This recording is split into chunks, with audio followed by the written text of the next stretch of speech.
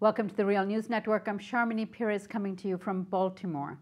AP is reporting that the Brazilian police and hundreds of protesters have come clashing with each other just hours before the World Cup. Joining us today to talk about what's going on is Dave Zirin. Dave Zirin is sports editor for The Nation magazine and host of The Edge of Sports Radio.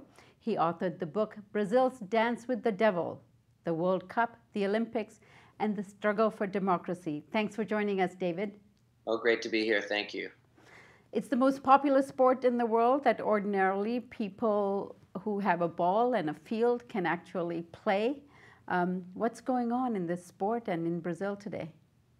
Well, Brazil, we're seeing something that's really without historical precedent, and that's people protesting the disruptions that come with the World Cup before the games actually takes place. See, everywhere the World Cup goes, particularly in the period since 9/11, is the hyper-militarization of public space, the incredible explosion of debt, and displacement of usually the poorest people in the country. Now, this took place in South Africa. I saw it with my own eyes, and there were protests after the fact when the bill came due, the fall after the World Cup. But in this case, we have the people of Brazil, in the country that loves soccer like no other, actually protesting in advance and raising issues which, frankly, should have been discussed years ago. So from what I understand, Dave, there is nurses, security guards, bus drivers, everyone's striking. What are they striking about? Well, I mean, every instance has its own issues. Certainly there are very different issues in terms of the hospital system in Rio, which is very poor, and the education system, which is much better when you get to the high school and collegiate level, but is terrible by all accounts, by all observation at the elementary school level.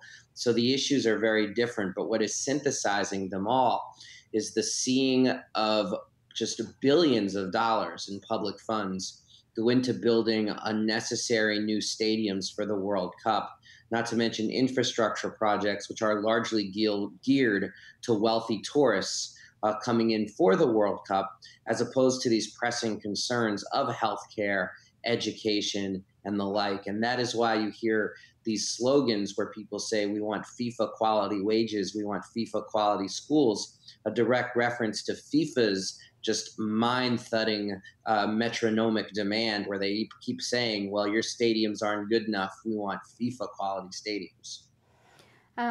You say these fields or actually stadiums are not necessary. Why?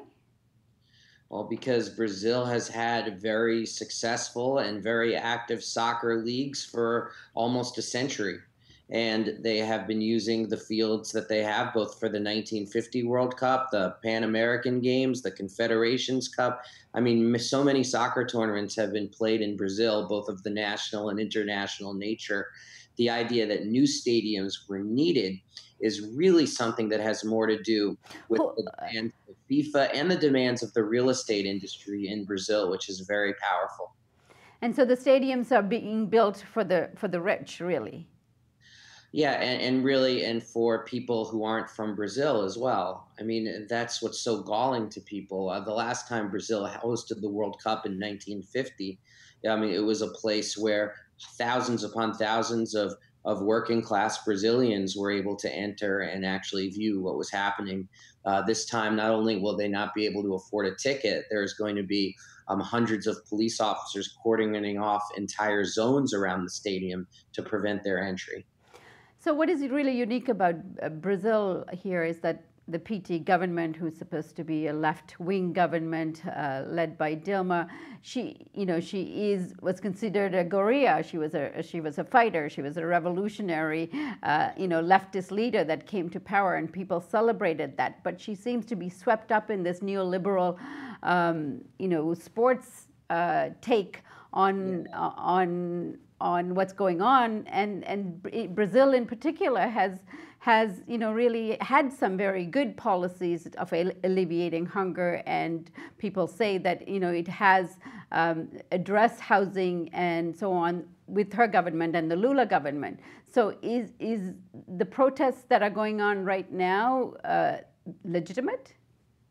Very legitimate. I mean, let's take a step back for a second. I mean, first of all, it's been quite a few decades before Dilma was anything resembling what we would describe as a radical or a revolutionary. Those were the days of her youth, and we're going back almost 40 years to reach for that description of her. Second of all, I mean, she was the very centrist finance minister under Lula during the period where Lula was known as the IMF's favorite president. I think you're absolutely correct, and this should be said, as I said, as a factual point, that both Lula and Dilma have done a great deal to address extreme poverty and extreme starvation that was taking place in Brazil. But that being said, they funded these programs through the benefit of an explosion in their stock market, an explosion in their trade relationship with China, and the fact that the international markets and currency speculators parked their money in Brazil throughout the 2000s because the United States was mired in spending $1 trillion in Iraq. So their stock market went up almost 600% in the 2000s. I mean, just think about that for a second. And they used, this is why it's called sometimes neoliberalism with Brazilian characteristics, because the government used a lot of that neoliberal windfall for the purposes of aiding the poor, which is something kind of unusual on the global stage, and they should be commended for that. But that being said, once the economy slowed down, and the economy may be in recession in Brazil right now, what that meant is that all of these programs, which people took to be like a social safety net, I mean, it just eviscerated overnight. Like, not unlike, think about like the housing market in the United States in the 2000s. I mean, and think about if that was actually your social safety net, just one day gone.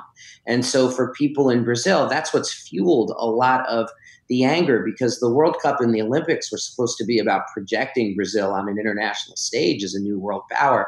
And instead, it becomes this thing that's actually a symbol of a set of priorities that have left the poorest Brazilians behind.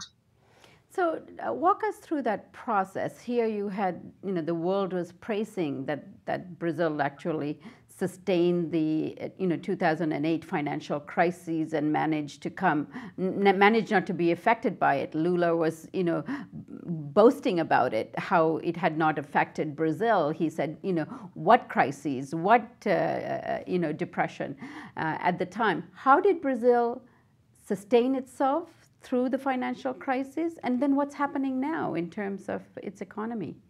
Well, it sustained itself through the financial crisis through three primary ways. One, trade with China. Two, a real estate speculative boom, which, as we know in the United States, is not something you really want to bet the house on, pardon the expression. And the third way was the discovery of oil and the mining of oil offshore, a huge growth in oil drilling that's taken place in Brazil, much to the ire of environmentalists who actually used to be part of the Workers' Party, a key part of the Workers' Party coalition, and environmentalists are pretty much excluded now from the Workers' Party. So all of these things allowed Brazil to ride through the recession, to the point of which that you had Tim Geithner praising Brazil for leading the United States out of the recession during the first term of the Obama presidency. But I mean, this is like the old expression goes: markets go up, markets go down.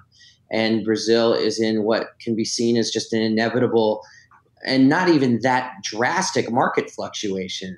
But that market fluctuation, what it's done is it's had a shock effect on all of the social programs that were funded by the boom. So instead of the creation of these kinds of public programs, these programs were underwritten by the influx of tax money and taxing private capital. And once that money dried up, I mean, what you've seen is inequality increase in Brazil after inequality had lessened in Brazil over a great period of time. And with the increase of inequality, that also means more power for the oligarchy in Brazil. And so many of the oligarchs are tied up in the lucrative real estate industry. And they look at the World Cup and the Olympics as an opportunity to seize land from the poorest people in Brazil, the people who live in the favelas, and actually develop that land, which has accentuated the displacement issue in Brazil at this time. Dave, thank you so much for joining us. And I also want to remind you and our viewers to please watch the Real News Brazil coverage that we have a reporter and a correspondent on the ground, Jihan Hafez, who's been doing some amazing reporting. So thank you to Dave for joining us today. Thank you. It's my pleasure. And thank you for joining us on the Real News Network.